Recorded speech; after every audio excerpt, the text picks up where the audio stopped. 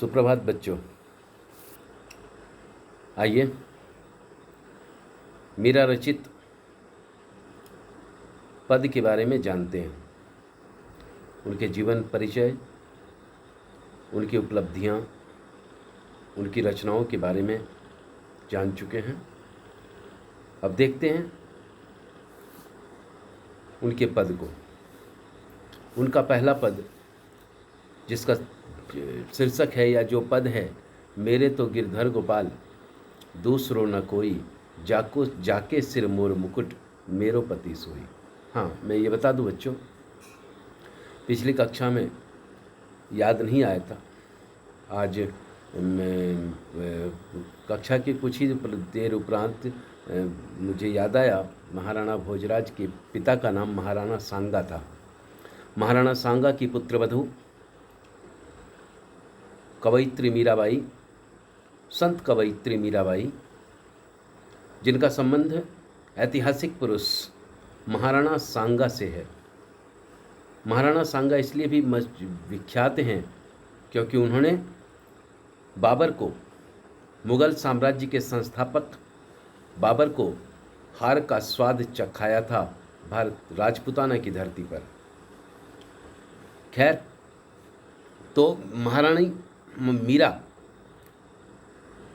जो संतों के साथ या श्री कृष्ण की भक्ति में संतों के साथ जहाँ तहाँ कंदराओं में, जंगलों में, वनों में, मंदिरों में गाती नाचती दिखाई पड़ती थी, उस मीराबाई का पद है जिसमें उन्होंने स्पष्ट रूप से कहा है कि मेरे तो गिरधर गोपाल दूसरो न कोई, जाके सिर मोर मुकुट मेरो पति सोई। देखिए, पद है कि छाड़ी दई कुल की कहानी। मैं पहले पद सुना रहा हूँ आपको कि मेरे तो, वैसे जब मीराबाई या सूरदास या कोई भी भक्तिकालीन, किसी भी भक्तिकालीन कवि कवयित्रियों के पद को पढ़ते हैं तो उसे ज़्यादातर लोगों ने गाने का, उसे संगीतबद्ध करके गाया है। बहुत सारे गायकों ने भी, या मार्केट में, बाज़ार में उनके गीत कैसेट में उपलब्ध भी हैं। मैं उस लय में तो नहीं गा रहा हूँ, लेकिन जो पद का लय है, जो पद पढ़ने का जो तरीका है, जो लय है, मैं उस पद में, उस लय में मैं पहले पढ़ रहा हूँ कि मेरे तो गिरधर गोपाल दूसरो न कोई, जाके सिर मोर मुकुट मेरो पति सोई। छाड़ी दई कुल की कहानी कहा करी है कोई, संतन ढिग बैठी बैठी लोक लाज खोई। असुवन जल सींच सींच, असुवन जल सींच सींच प्रेम बेली बोई, अब त बेली फैली गई आनंद फल होई। दूध की मथनिया बड़े प्रेम से बिलोई, दधिमति घृत काढ़ी लियो डारी दई छोई। भगत देखी राजी हुई, भगत देखी राजी हुई, जगत देखी रोई, दासी मीरा लाल गिरधर तारो अब मोही। तो ये पहला पद है। इसमें आरंभ में वो कहती हैं कि उन्होंने सांसारिकता की जो परंपराएं हैं, उन परंपराओं से अलग हटकर उन्होंने कहा है कि मेरे पति जो है, पति मतलब स्वामी, मालिक, शादी भले ही महाराणा भोजराज से हुई, लेकिन उन्होंने कभी भी महाराणा भोजराज को अपने पति रूप में स्वीकार नहीं किया। और ना ही, विडंबना तो यह है कि ना ही भोजराज ने, ये साहित्यिक, मैं लिटरेरी फॉर्म में बता रहा हूँ, ऐतिहासिक, इतिहास क्या कहता है, इतिहास में इन ऐसी चीज़ों की वर्णना, ऐसी चीज़ों का वर्णन नहीं मिलता है, लेकिन साहित्य में ऐसी चीज़ों का कथन, ऐसी बातें कही गई हैं संतों के द्वारा। और इसका एकमात्र जो उदाहरण है या एकमात्र जो सोर्स है जहाँ से इन बातों को जाना जाता है, जहाँ पर इनकी चर्चाएं होती हैं, हुई हैं, वो है 252 वैष्णवों की वार्ता। 252, 252 मतलब 252 वैष्णवों की वार्ता। तो उसमें जो, या कह लें कि लोक कंठों में जो कथाएं प्रचलित हैं, उन कथाओं में ऐसा वर्णन देखने को मिलता है। ये कथाएं प्रचलित हैं, सुनाई पड़ती हैं, जानने को मिलती है। उसी का उल्लेख मैं कर रहा हूँ, जो मैंने अपने गुरुजनों से सीखा है, सुना है। प्रसंगवश यदा कदा किसी किसी ग्रंथों में भी, किसी किसी पुस्तकों में भी मैंने पढ़ा है, मैं आपको बता रहा हूँ।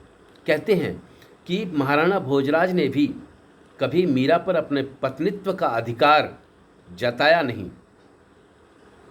लोकदंती है, किंवदंती है कि जब महारानी मीरा अपने राजमहल में बने छोटे से मंदिर के प्रांगण में जब मीरा कृष्ण की मूर्ति के सामने नाचती गाती रहती थी, तो महाराणा भोजराज मंदिर की सीढ़ियों पर बैठकर मीरा के नृत्य देखते थे और मीरा के गीत सुनकर तन्मय हो जाते थे।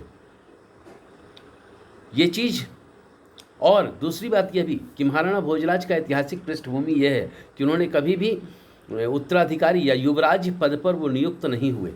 महाराणा जैसे ऐतिहासिक पुरुष, महान वीर योद्धा के पुत्र महाराणा भोजराज ने, दुर्भाग्यवश उनकी मृत्यु भी हुई और उसके बाद उनके छोटे भाई राणा जी ने गद्दी संभाली और तब उन्होंने मीरा को बहुत कष्ट दिया, प्रताड़ित किया। उसका उन्होंने उल्लेख किया, अगले पद में हम लोग देखेंगे। अगले पद में है, ठीक है, जो है वो क्या है, पग घुंघरू बांध मीरा नाची, जो अगला पद है उसमें उसका उल्लेख है, हम लोग चर्चा करेंगे। अभी हम लोग आते हैं कि जिसमें उन्होंने स्पष्ट कहा है कि संसार के नहीं, मतलब मेरा एक ही पति है, एक ही स्वामी, एक ही मालिक है, और वो है गिरधर गोपाल। गोपाल के भी अनेक रूपों में से कोई रूप नहीं, सिर्फ वो रूप, कौन सा, जिसने गिर को धारण किया था, वो रूप, वो गोपाल वाला रूप, जिसके माथे पर कहते हैं कि मेरे तो गिरधर गोपाल दूसरो न कोई, जाके सिर मोर मुकुट मेरो पति सोई।